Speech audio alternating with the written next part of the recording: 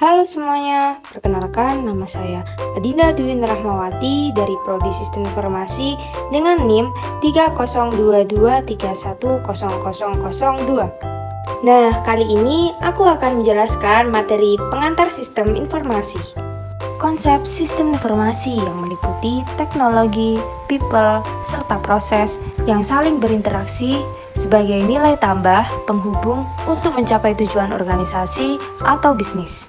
Dia dalam mengelola data dikenal dengan konsep DIKW yang terdiri atas data, information, knowledge, dan wisdom.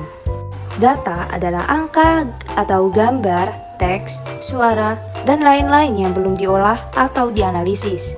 Informasi adalah data yang telah disusun dan diorganisir sehingga memberikan arti dan konteks yang lebih jelas.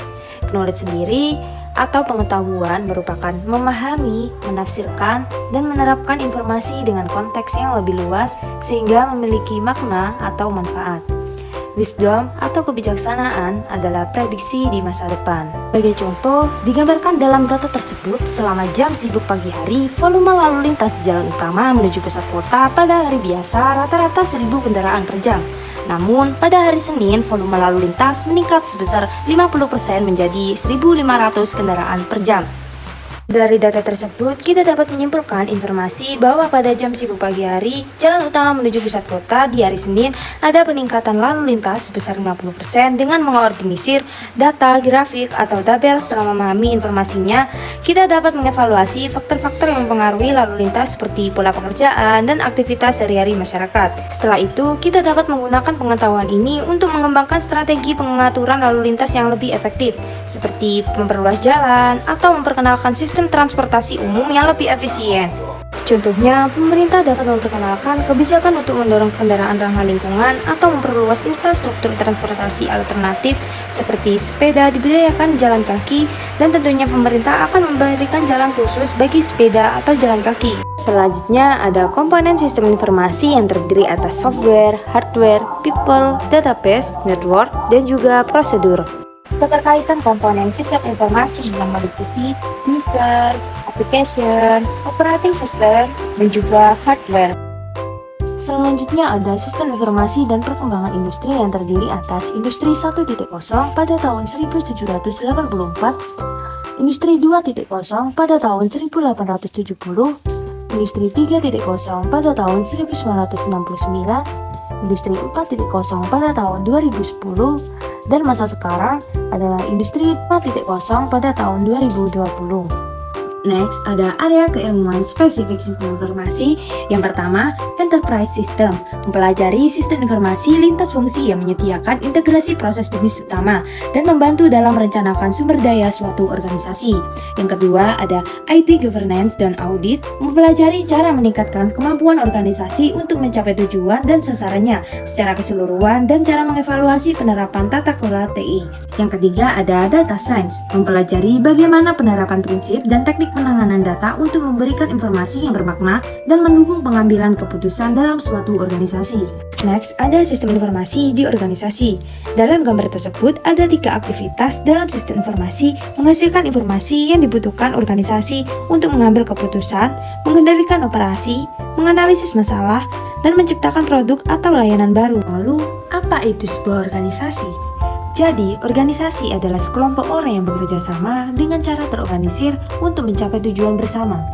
Adapun juga organisasi bisnis, yang mana itu adalah sebuah organisasi yang terlibat dalam beberapa kegiatan komersial untuk memberikan produk atau jasa untuk menciptakan nilai, mencapai tujuan, dalam kurung mendapatkan laba. Ada keunggulan kompetitif dan sistem informasi strategis. Dalam bidang sistem informasi, keunggulan kompetitif mengacu pada penggunaan informasi untuk mendapatkan tingkat lebih baik dari perusahaan.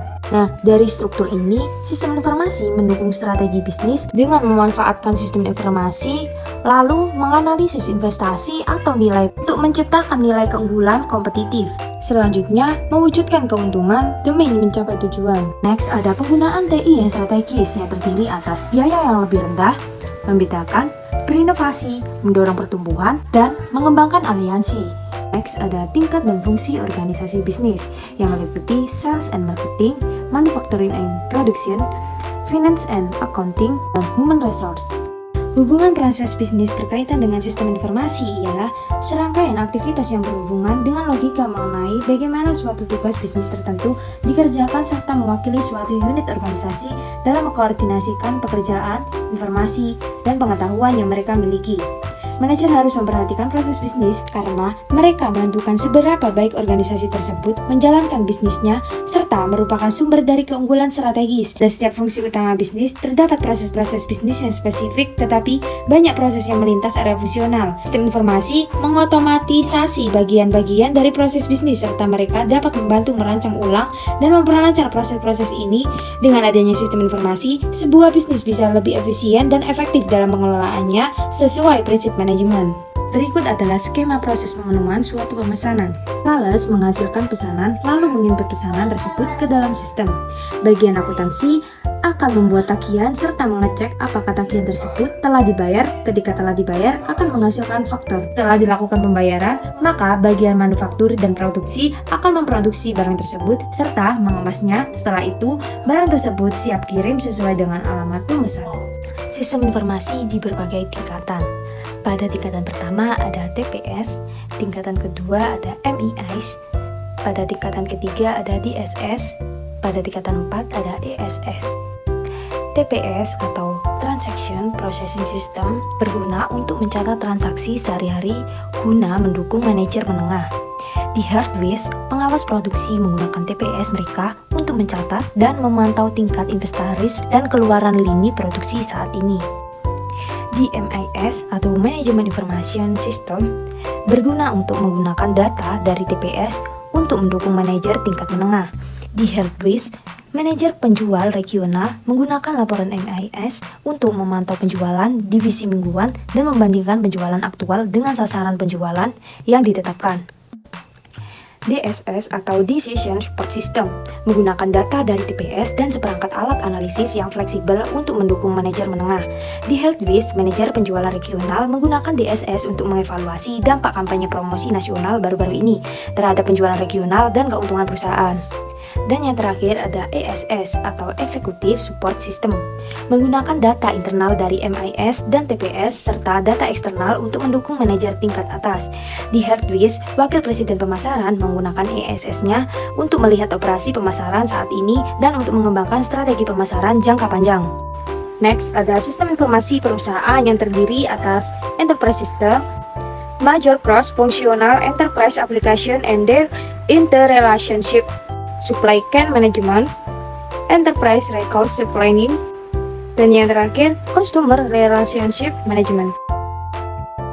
Nah, ini adalah tampilan serangkaian modul perangkat lunak terintegrasi dan database pusat di mana proses bisnis dan area fungsional di seluruh perusahaan dapat berbagi data.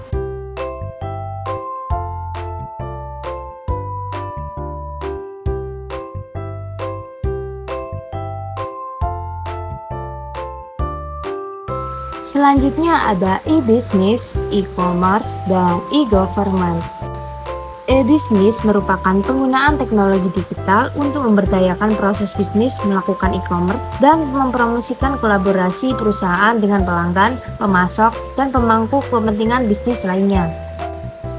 E-commerce adalah proses pembelian, penjualan, dan pertukaran produk atau jasa melalui internet, atau transaksi komersial yang dilakukan secara digital antara dan di antara organisasi dan individu. E-government adalah penggunaan aplikasi internet atau teknologi informasi lainnya untuk meningkatkan akses dan penyimpanan informasi dan layanan pemerintah kepada publik, lembaga lain, dan badan-badan pemerintah lainnya. Nah, itu tadi adalah penjelasan mengenai pengantar sistem informasi. Kurang lebihnya mohon maaf, and see you!